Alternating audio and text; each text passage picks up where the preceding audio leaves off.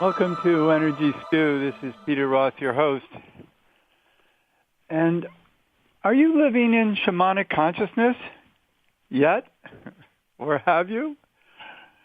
Well, maybe it's available for all of us, and we have to awaken to it through soul whispering. And we've talked about it before, and we're going to talk about it today because it's really important to have that conversation going in a deeper state of consciousness to make life much more rich for us all.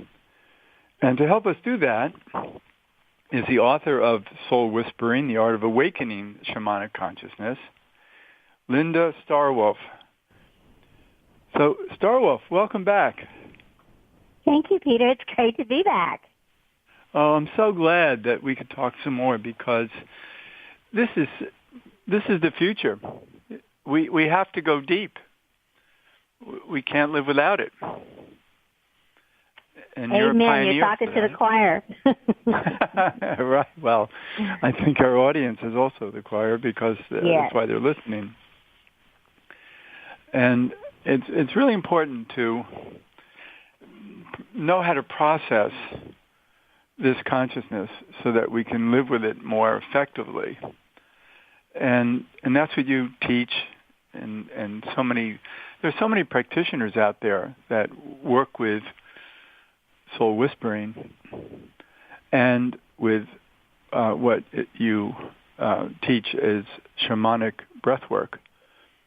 And I've always thought of breathing as an essence of power in us, of the ability to awaken ourselves in ways that we're not usually conscious about.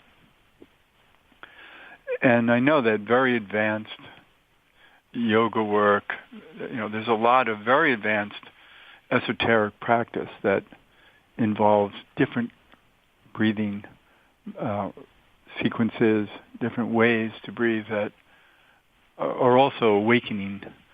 And can you tell us about your breath work?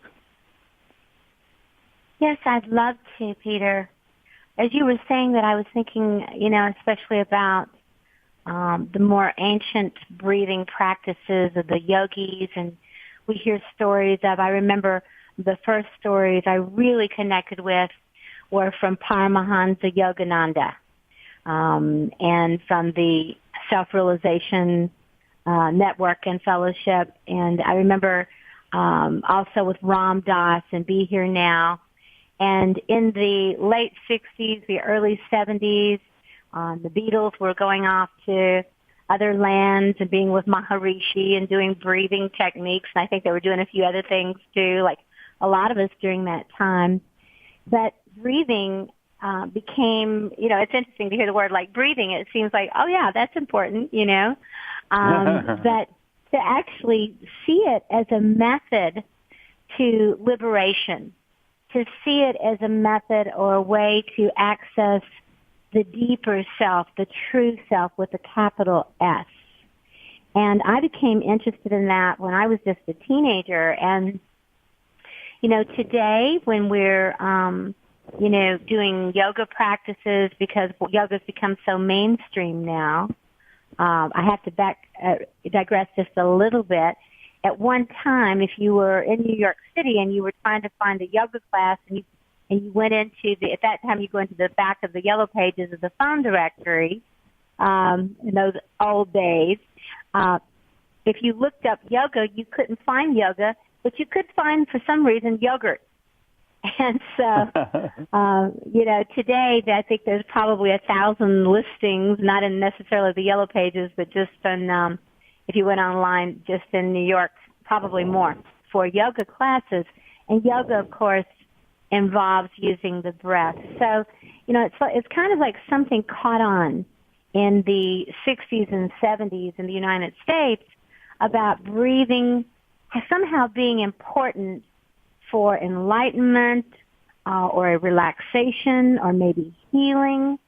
And I really, when I've studied and looked back to see what that was exactly, it seems to me that a lot of the Eastern yogis that were coming over to the United States in the late 1940s and early 1950s, that they were bringing those practices over to this area. And I've thought about it and thought, what was that and why did that happen? And I thought, well, I think quite frankly, the two big wars that happened in the, early 1900s, the first half of that century, and people became aware of international travel and soldiers were coming home and people were aware of the whole world instead of just being one country. It would be nice if we could remember that again in this country. But anyway, at that time, and I think that a lot of people came back home and a lot of information had been gained from being in other cultures, and some of the wealthy patrons were able to bring some of the yogis over, and there began to be this kind of what we called new thought, if you will, and even metaphysical thought in the United States, which of course has been around forever, but it began to rise in consciousness until if you will, the baby boomers from that area, the ones that were conceived from those returning fathers and mothers who were glad to see each other after those wars that they had survived, brought home and opened up a whole new field of consciousness in our kind of young country. So from then until now, which has been about 50 to 60 years as far as baby boomers, going on actually 70 years, and that is the first chapter of our book on, from baby boomer to shaman. There's been this evolving consciousness. And one of the things that's constant throughout that, whether you look at people using psychedelics or plant medicine or music or dancing or make love not war or whatever it might be, or yoga, really through all of that is expanding consciousness and waking up in some way. And of course there's shadows that come with that as well when we're doing it in different ways. But for me, to just speak directly into the breath work itself, after making that study, actually my personal pilgrimage through that time, and then looking back at it and being involved with all kinds of breathing and breath work practices from many different fields, and then finding shamanism and coming from the field of mental health and psychology already, it was just a natural fit to bring everything together and to use a method. And the method was using the breath. And then the development of that particular method is something, that came through me in a particular style or manner in which to do it. And also, with shamanism, it's not just the breathing, it's the rhythms that you climb into, perhaps with drumming, for instance, and get into that deeper meditative state, but being guided, as you do in your shamanic breath work, is to guide the mind into places, into opportunities of deep awareness, of shamanic awareness, of climbing into that inner state of consciousness that talks to us in ways that we don't expect. We learn things.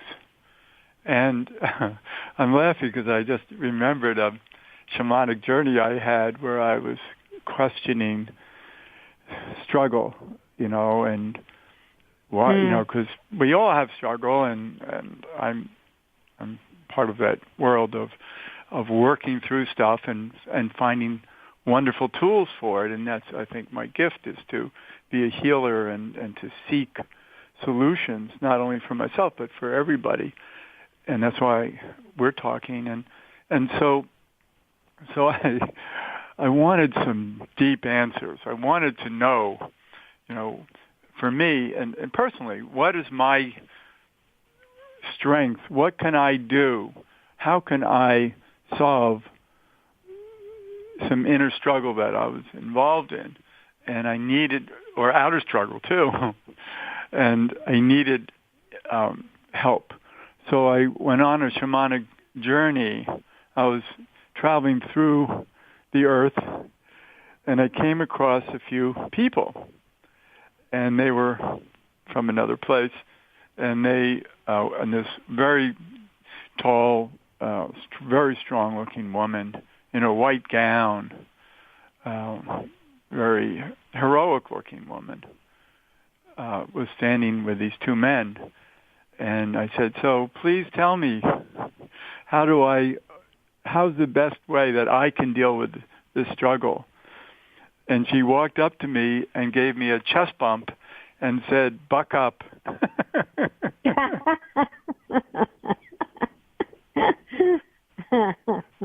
And that was so meaningful because it was like, yes, I know. And I'm so glad to have that reassurance from that deeper place.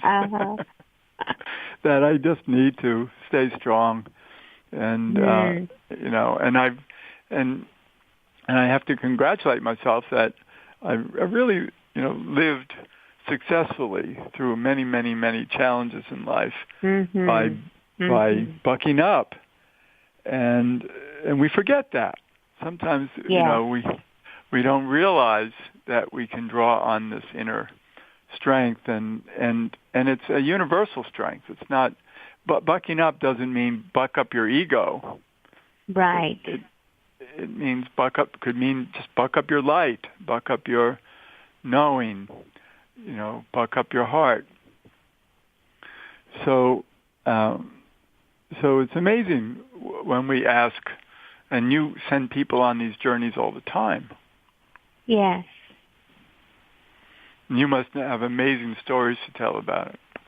Oh, I have so many stories, and the people, of course, in my books, that I have, and especially in the Soul Whispering book, and also in my Shamanic Breathwork book from a few years back, I have a lot of stories that are in the books talking about their journeys, and I wanted to speak into that piece. The first thing that struck me as you were speaking, where you talked about, is that sometimes we need to go deeper. And, as I've said before, we're kind of in this rush hour traffic, fast food mentality. And everything's fast and everything's quick, and we can't text quick enough, or, and I'm not knocking it. I'm grateful for being able to text. I'm grateful for being able to do things faster. And at the same time, there has to be a balance within us, or we can completely disconnect from our humanity. And we can completely disconnect from what we personally need. If we disconnect from our humanity, we disconnect from what our little human self needs.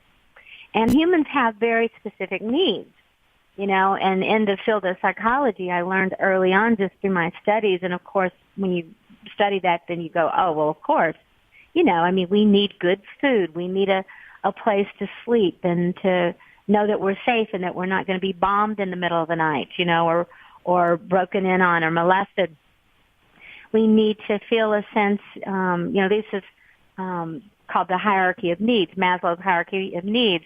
We need to know that we have some personal power in the world to direct our destiny. We understand that nothing is forever or solid and can change on a dime, by fate or accident, whatever you want to call it, but that we, until something like that happens, we have some personal power in our lives to make decisions, and that we can be determined and have a will and to buck up and do what needs to be done. And even beyond that, at the higher needs, we also need to know that we can connect to our hearts and connect to others and connect to the world around us, and that we're not apart from the world and others, we're part of it. We belong to the world. We belong to others. We're not separate. And in the shamanic world, we belong to the trees, the animals, the waters. We're elemental beings. We belong to this place. Even if we had an origin in the stars, we belong here. I really like what you're saying, and I'm picturing where you work and the community that you've created in a wonderful area down in North Carolina, that with everyone working together in like-mindedness of shamanic consciousness, then everybody is in agreement with oneness. Everybody is connecting at the deeper unconscious level that all of nature supports, and we can support it that way too. And so it's really ideal to be in an environment where you're surrounded by nature, you are doing these deep shamanic journeys with many people who agree, because so much of life around us doesn't understand what we're doing. That's very true. But they don't. Very true. And so you're very fortunate to have created that community.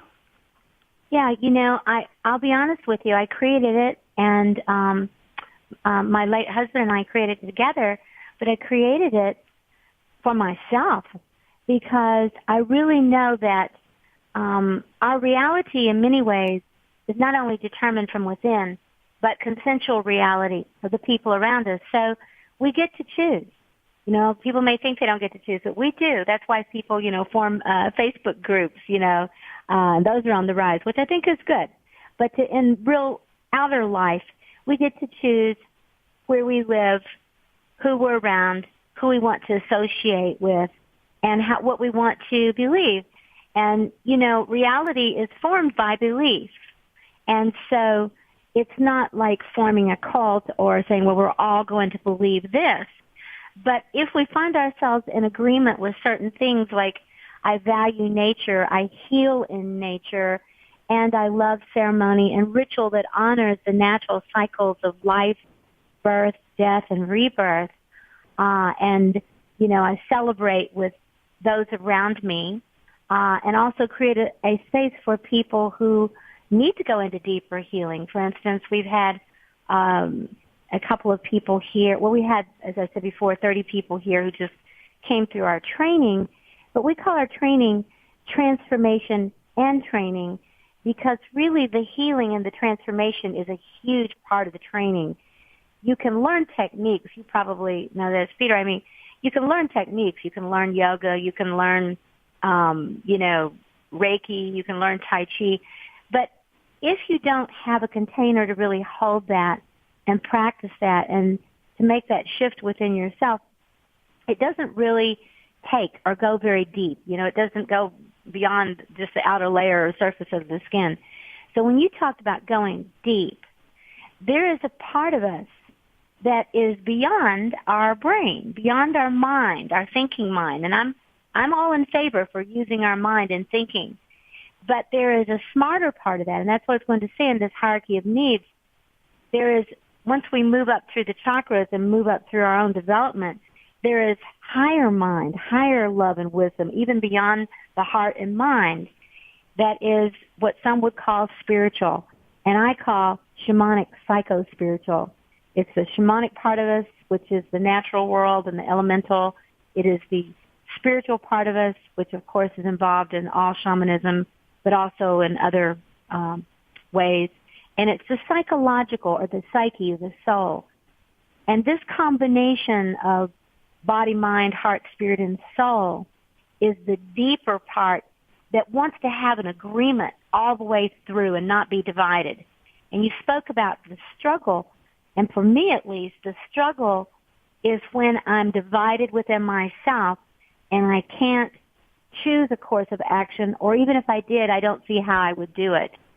And this is something I've written in many of my books, and you just spoke about it in your sharing of your journey. And that is, there is a deeper part of ourselves that if we are in a community or we're with a practitioner or we begin to, after time, really learn how to do this on our own, which of course is desirable, but it's also much more potent when we do it with other people, even after all these years. For me it is. But with that, there's a way in which we go deeper and we really can find the answers to anything that comes up in life actually fairly quickly, and also find the solutions much faster. And it's not because it's the fast food consciousness, but it's because we have the direct pipeline into the part of us that absolutely knows how to heal, how to transform, and what our next right action is in the world. And it's about getting the mind out of the way, the ego mind, the mind that tries to control, and allows those deeper truths to come through. Because it comes through even with more understanding than linear thinking. Yes. There are deeper truths to who we are and how to hold ourselves in more wholeness that allows us to know how to take the next step. Yes. I would love to just give you one very quick example of something that just happened with someone who came here. And I want to disguise it a little bit, but someone who's been quite prominent in Hollywood and who came here completely bottoming out with everything in their lives just a few days ago and had heard about me. We talked on the phone a couple of times, had kind of a synchronistic meeting actually in an airport by accident. And if you want to think of an accident, and we're just kind of drawn to one another, not knowing that, and spoke to one another. And then this person started going through some really upheaval, just completely everything that was in their life just seemed to have gone away almost literally overnight. And they were in this place of like, what am I going to do? Where am I going to go? How am I going to survive? Where am I going to live? And this is, someone who'd been riding high, and now all of a sudden, and this happens to all of us, not because we've done anything wrong necessarily.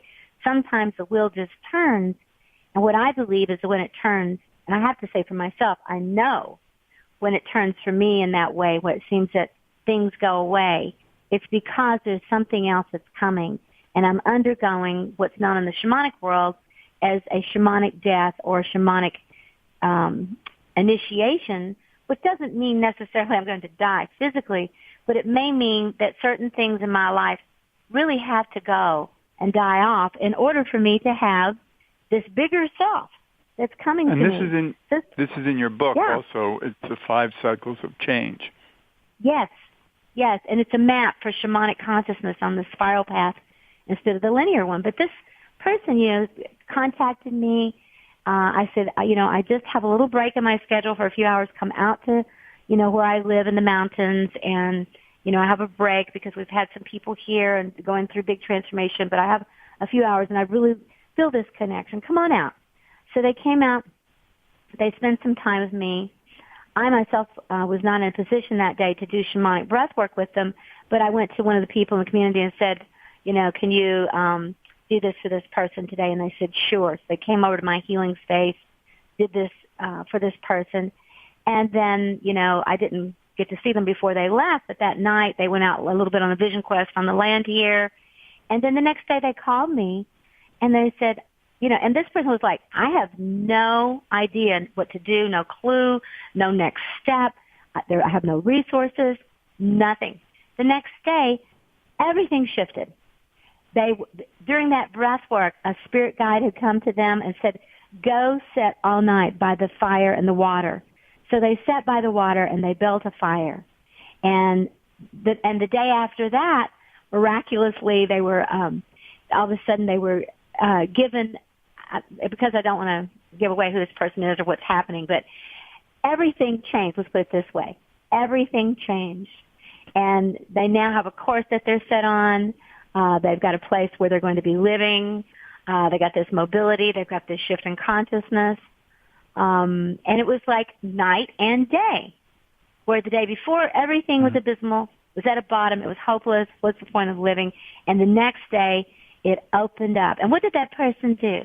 They, on a whim called me because they remembered our connection in the airport. They found a way here. They did one breathwork session. They sat by the fire and the water all night. And the next day, everything in their life shifted. Well, this is synchronicity and serendipity at its best. And we should all allow ourselves to have that. And it's really not about necessarily doing the exact same thing this person did, but really finding our own way of going deeper into surrender, into opening and hearing and allowing. And so it's nice to have vehicles for that. And you're certainly creating that. We're getting near the end of the show, and I love speaking with you. And I love talking I know we with did you a too, recent Peter. show. Thank you.